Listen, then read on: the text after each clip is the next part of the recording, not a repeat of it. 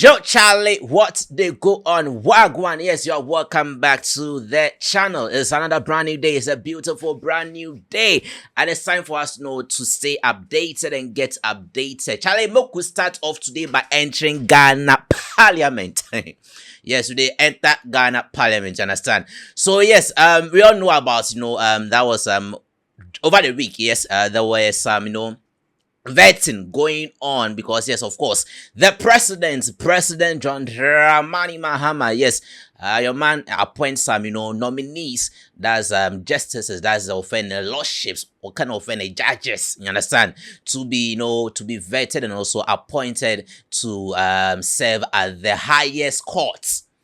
In fact, the Supreme Court of the land, that's the Supreme Court, you understand? So, yeah, so over the week, yes, we had them going for vetting and all of that. They're actually 7, yeah?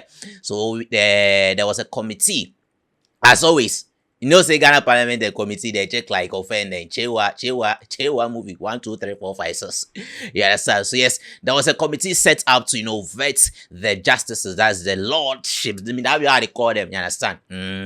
Now, it is over. The vetting is over. So, yes, as the process demands, it is very imperative that, as they are done with the vetting, then go enter parliament and they go debate and do them, just to approve the appointments from that's the president. Me, as this thing, the vetting they go on, so me, as I say, Charlie, I knew the outcome, you understand? Because right now, when you talk of parliament, it's like the majority. The majority, like in parliament, they are the ones actually what's ruling the house.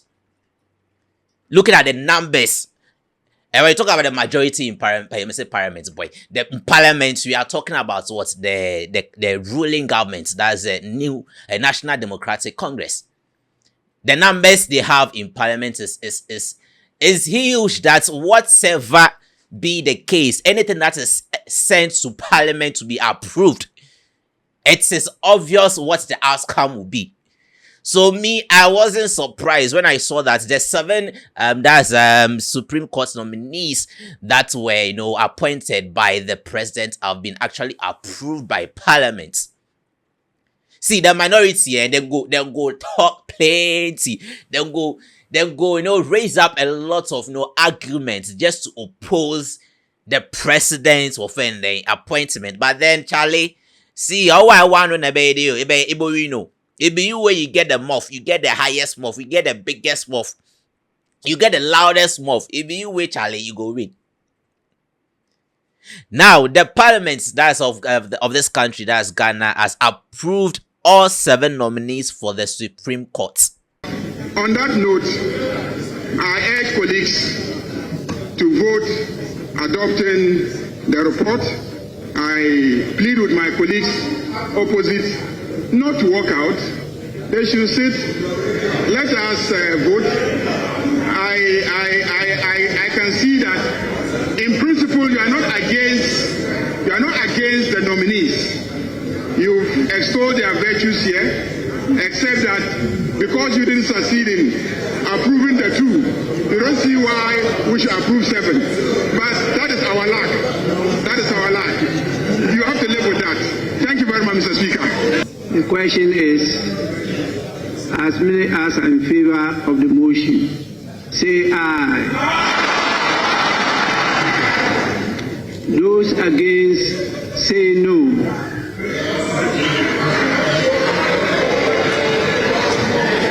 Honorable members, the ayes have it. The motion is adopted. This Honorable House has accordingly approved the nominations of His Excellency the President of the following persons as justices of the Supreme Court in accordance with Article 1442 of the 1992 Constitution, respectively. All the 7 nominees that were appointed by the president that they went for vetting them questions pimping me as they do that thing. Or I say, Charlie, this, yes, it's important for us to know how credible and how intellectual the nominees are, but then the process was like, yo, it's just a process. Because me, I know say if you enter parliament, the majority go make it stay. Because there's no way your leader, I'm not talking about the majority leader, like you are ruling the government. Then you make a decision with that this numbers, or the numbers you have in parliament, and it's not going to stick, bro. So me now I don't say, Charlie, this thing, oh yeah, then go. In fact, let me read the article that talk about this very story. I'm reading it from incoconsent.com. Yeah. So this is what it says. Parliament has approved all 7 Supreme Court nominees appointed by President John Dramani Mahama. The approval follows despite strong resistance from the minority caucus. There was heated debate and decisive voice votes, with the NDC majority side of the House carrying the day after the appointment committee presented its final report. According to the minority, the appointments were inconsistent with the recent substitution of the Chief Justice and raised constitutional concerns. The minority further accused the Supreme Court of abandoning its responsibility by remaining silent. The NPP minority asserted that their objections were not adequately captured in the committee's reports and affirmed their disapproval of all 7 judges. The minority stated all minority members opposed and voted against the nomination of the 7 judges. Mr. Speaker, based on the meeting we had this afternoon, the recording of the meeting will indicate that everybody on the minority side said no. However, the majority endorsement ensured the nominees' approval of the justices. So yes, that's the story there. So the minority had their say. They presented their whatever argument to oppose the appointment or the acceptance of these justices. But then, bro, as I said, right now if you enter Ghana Parliament, bro, like the numbers in the parliament, the differences in the parliament, anytime they go carry matter enter parliament, it is obvious. It's the result is is quite obvious. It go be easy. In fact, it be easy for one to sit back and predict how things are going to stand in parliament when there are debates and everything. You understand? The minority will have their say. The majority will have their say. But at the end of the day, like it be obvious when it's sideways, like them go approve or them go what, them go have the bigger mouth or the bigger say. You understand? So yes. Whether the minority caucus are going to, whatever they would do, yes, I don't think, they would have, a stand in this, because yes, it's a president that's appointed them, and the president's, side, like in parliament, is a bigger side in parliament. So, bro, what do you expect? Like, what do they expect? You understand? So yes, that's the update there. So in case you have been following the vetting process and all of that, yes, up to this point, right now, say Charlie, as them vet the 7 justices or the lordships, that what they call it. I don't know why. Yes, the lordships, because they be supreme, understand? Fair, be easy for you to actually rule in the highest court, the Supreme Court of the nation. Yeah, so that's the updates there. In fact, the justices that have been approved by Parliament, make I mention their name. Yes, so the first one is Justice Dennis Dominic AJ. We also have Justice Bill Simon Subare. We have Justice Senor Zamafi. I beg pardon me, with all your lordship, I beg please pardon me if I did mention your name wrongly. Yes, I don't want any contentment was a content of the Supreme Court or watch me content was a contentment. Everybody, my name was fucking. We have Justice Kweku Teria Akaba Ebuafo. We have Justice Philip Bright Mensah. We have Justice Jana Pari Battels Kujo. And we have Justice Afisatu Ameliboba. Yes, so these are the 7 judges now await their swearing in by the President, John Dramani Mahama, yes. So yes, whether the minority side they like it or not, whether the minority caucus they are going to, whatever they would want to do. I think we've passed the parts where they will disapprove this appointment. Right now, Charlie, as the thing they argue out for parliament, we then approve for parliament in there. Yes, the next thing is to swear them in. There is nothing that I think the minority can do with regards to this very story. Yeah, so there's the updates there in case as I said, you have been following that process. Now let's move to Office of the Special Prosecutor. The work they ask them put them together, ask them bring them to life. Then say they no go rest till they fish out all those, Charlie. See, day in and day out, I sure say like day in and day out, these government agencies, these big government agencies that we have in the country, bro, they see contract, they sign contracts, they are presented with contract by the finance minister, the Ministry of Finance, day in and out. But people who are in charge, who they play major role in these contracts and the sign of whatever, who have been handed contracts to execute, to do, bro. Every day be and they try, corner some coins and things. Where the special office of the special prosecutor to say, Charlie, as you menace no go stop there, this corrupted, then this offending, embezzlement, then this, a gathering of spending money, then contracts go come your hand, and you go use, your mind, Charlie, to squander them, no. As you menace no go stop, but you go what, you no go stop coming for you. What are they talk about? This rant and this thing I'm saying is all over the SML contract, which involves the former Ghana Revenue Authority boss. In fact, Reverend. Anyway, Reverend Dr. Ammishaddai.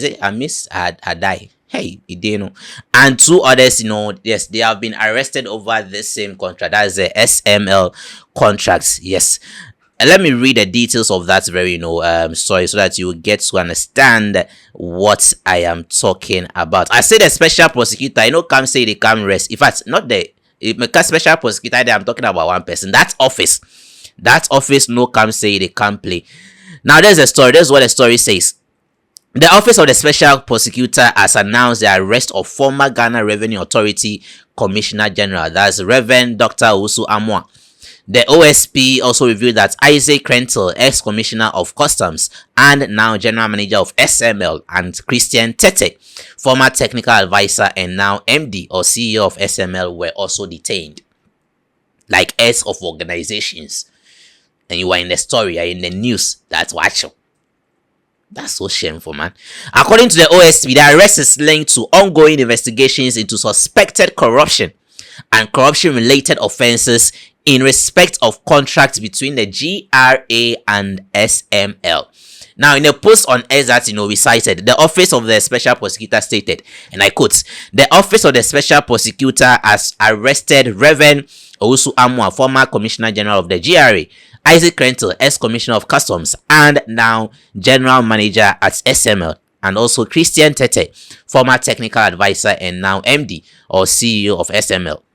The arrests are linked to ongoing investigations into suspected corruption and corruption-related offenses in respect of contract between the GRA and SML for revenue assurance services. The probe also seeks to, verify SML's claims that its service, have been saving the nation significant revenues.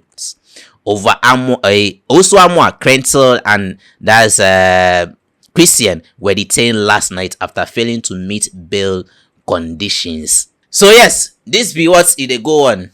This SML, thing, I think Manasseh Azuri, yes, and the team, his team, that's a fourth estate or something. That's a investigative, journalism, that's group. Yes, I think they actually probed into that. They actually investigated into that. They were the ones that brought this Kululu SM contracting to light. So yes, now the Office of the Special Prosecutor has also I'm sure they actually write on this very reportage or this very investigative piece from the Fourth Estate, yes, to actually make this move. So as Charlie, people spend no, I think it was 2017 or something like that.